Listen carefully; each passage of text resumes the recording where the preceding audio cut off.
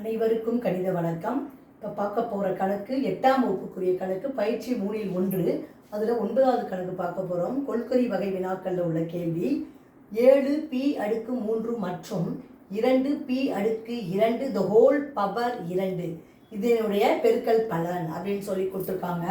First நம்ம என்ன பண்ண போகிறோம்னு பார்த்தீங்கன்னா 7p⁻3 அப்படியே போட்டுக்கிறேன் பெருக்கல் 2 the whole square. அப்படின்னா என்ன அர்த்தம்? 2 ஸ்கொயர் இப்படி போட்டுக்கலாம். 2 square p square into whole square. இப்போ பார்த்தீங்கன்னா 7p⁻3 பெருக்கல் 2 ஸ்கொயர் என்பது 4, p⁻2 பெருக்கினால் 4.